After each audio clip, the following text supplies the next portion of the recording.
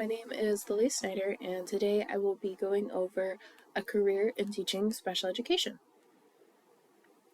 So I'd like to start out with the job description.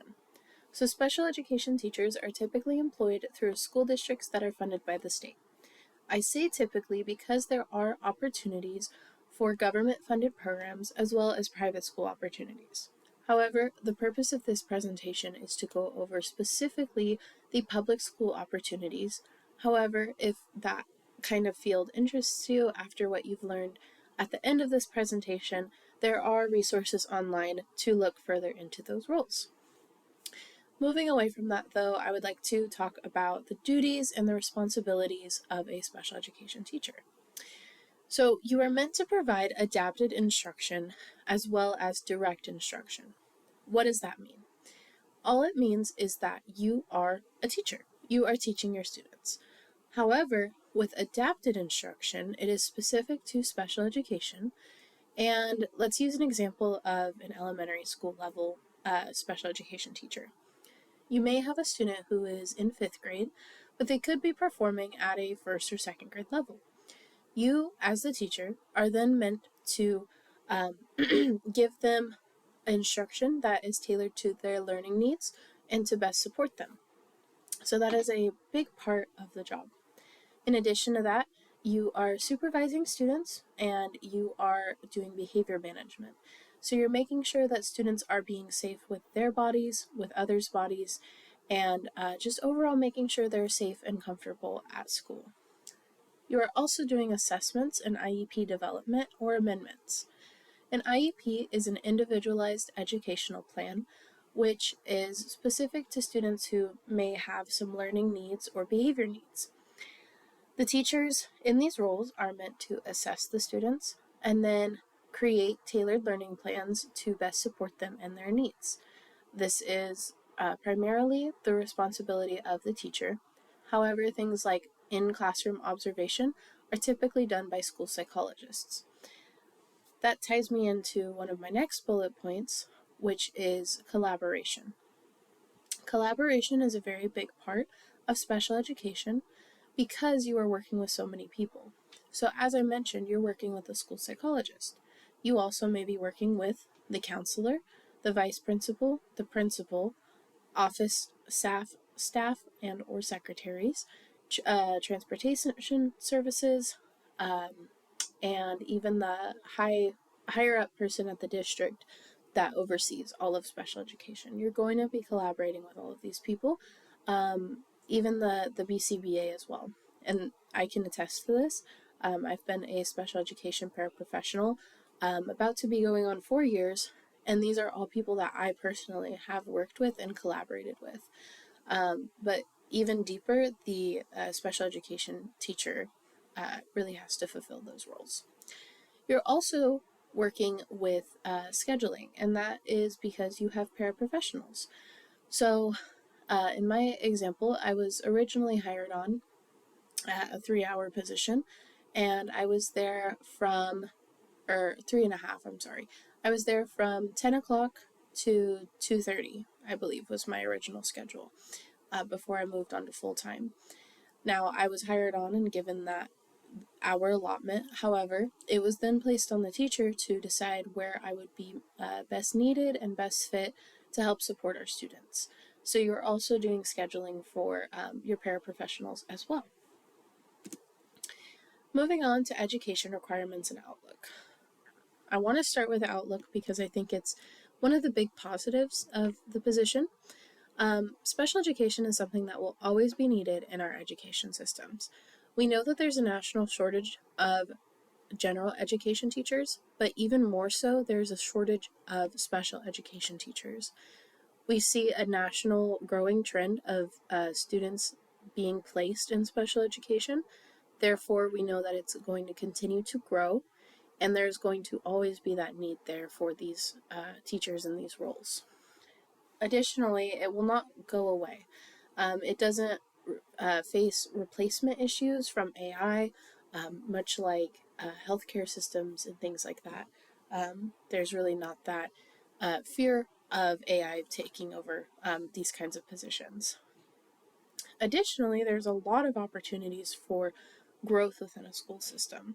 So you can move on to administrative roles in the district, but you can even go and become a vice principal, a principal. If you get your master's or your PhD, you can even become a superintendent. So there is a lot of opportunity for growth, which also comes with a salary increase, which I'll talk a little bit more about in the next slide. But I want to talk about education requirements. So to start out, you absolutely need your high school diploma or GED, and then you need to have a bachelor's degree. Now, everyone in this course is enrolled in psychology as their major. However, if you maybe decide that teaching sounds really cool to you, but maybe not special education teaching, but you like biology, you can take your bachelor's degree and still get a credential in biology to teach at the high school level. So that is a big perk of teaching. But for this presentation specifically, you would then go on to get your education specialist credential. That would either be in mild moderate to moderate severe needs. Then once you're hired on, you'll do school-based trainings such as bloodborne pathogen, sexual harassment, mandated reporting, basic kind of trainings. And then you will also do CPI training or equivalent. This is the card that you will receive when you complete the training. I have one of these myself. This isn't mine. I found this online, but it'll look exactly like this if you do the CPI training. It is national, but it stands for Nonviolent Crisis Intervention. So during this training, you learn how to assess and manage crisis scenarios, and also learn how to put students in restrictive holds in the event that they are not being safe with their bodies and are a threat to themselves or to others. That is a big part of it. Or if you are in a situation where a student has a hold of you, you learn how to safely get them to release you from them, basically. And then after all of that, or before, if you want to have a higher salary, you can earn a master's degree. And that brings me into my next point about salary expectations. So special education teachers are paid on average $64,000 a year. However, you can expect to make 10 to 15% more annually off the bat than teachers with just a bachelor's degree. So here is a graph from ZipRecruiter. I found from another source that it was 64,000, and I felt that that was a little bit more accurate, just in my own personal experience and research. However, I do acknowledge that this graph says 60,000 is the average, but I would like to also pay mind to the cities and what their annual salary looks like. So if you are in a bigger city, typically cities that are in the Bay or in Southern California, they are going to have higher earning potential and a higher annual salary. And then if you pay attention on the left-hand side, it says top earners and annual salary. We have $82,900. That is going to be for teachers who have master's degrees, typically. You can work your way up in certain school districts to make that amount with just a bachelor's. However, with that master's, you're going to be reaching that average a lot quicker than those with a bachelor's degree alone. Additionally, I was talking about administrative roles, so I did want to just pay a little bit attention to that. So you can get a lot more pay from moving into administrative positions, with their annual being $105,000 a year. This is again from ZipRecruiter, and it follows the same trends of those higher and bigger cities making a higher salary. But I also wanted to pay attention to the top earner annual salary here being $394,761 a year. That kind of position is going to be from roles such as superintendent. If you do end up going up to a superintendent role, they can make upwards of $500,000 a year, depending on the location. But this is just a good ballpark of what these roles can offer and your opportunities to access them. Moving on to necessary skills. You need to have adaptability, empathy, and patience. I feel like those are the most crucial to this position. If you do not have those going in, you will not succeed. And I do really mean that, because a lot of these other roles a lot of these other skills can be obtained while performing in the role, but if you do not have these three, I feel as though it will be very, very difficult to succeed. And that is because your day is constantly changing, the needs of your students are constantly changing, and your need to be empathetic and patient with these students is always going to remain the same. So it is crucial that you have these skills going into the position, rather than picking them up as you go. Additionally, you need to learn behavior management. This is one of those that you don't need to know going in, but it is something that you need to pick up on quickly, because it'll be very crucial to the role. You also need written and verbal communication skills and proficiency in technology and assessment. Those all go hand in hand, because you are creating those IEPs, you are assessing for those IEPs, and you need to be able to translate what you've learned from that student and spoke with that student about into written word, so that there is data for that. And that also kind of goes in with data collection. That is something that you can learn throughout the time that you're working, but you do need to learn how to do it. You also need to be creative, have organization, time management, be professional, understand ethics, and just be able to critically think. These are all skills that are very important, I feel, to any position, but especially in position such as that I'm speaking about today. So given that very long list of information, let's go over the pros and cons. The pros of this position is that it is extremely rewarding. I can tell you that right now, being in it as long as I have, that the reward of this job outweighs a lot of the cons.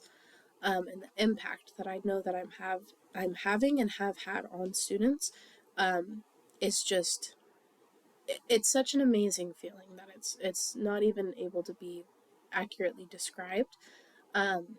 So that is a very big pro. It's also in demand. As I mentioned earlier, it's not going to go away, and there's a growing need. You're also going to have job security because it is state funded, so that is a very big positive. You also have support staff. As I mentioned, you have all those people you're collaborating with. They're also there to support you. And finally, you get holiday breaks. I feel like that is a big pro for a lot of people. If you want to travel, if you have or want to have a family, those breaks really give you time to invest in those other outside of work things. And that also gives you a break just from working for a little bit. A lot of teachers do work over breaks, and I acknowledge that. Though, if you're able, you usually can enjoy your holiday breaks without too much work stress. Moving over to the cons, though, it is high stress, and that high stress will lead to burnout. I myself have been in that situation before, and truthfully, I'm facing it a little bit right now. However, I have to just remind myself how much impact I'm having and how rewarding this job is, and it lets me get through that. You're also going to face low pay. You're really not compensated for the work that you do, unfortunately. But if you are able to move into those higher up roles and those administrative roles, you can combat that low pay. There is also a lot of paperwork. I do not mind that, but many people do, understandably so. So if you're not somebody who likes paperwork, that could be a con. And then parental understanding, that's just that you are communicating with parents a lot of the time, and if they do not see or believe that the behaviors that are present at school are accurate to what they're experiencing at home, it can be difficult to manage. However, most of the time, parents are pretty good in understanding. And then managing behaviors, of course, that can become difficult and that can be stressful. So if that's not something you would feel comfortable with, this probably wouldn't be the best fit. That is everything. And like I said, I've been working in special education for quite a while now. So I'm more than happy to answer any questions or comments that you have about it. And if you want any resources or additional insight, feel free to reply and I will be reading those. So thank you so much.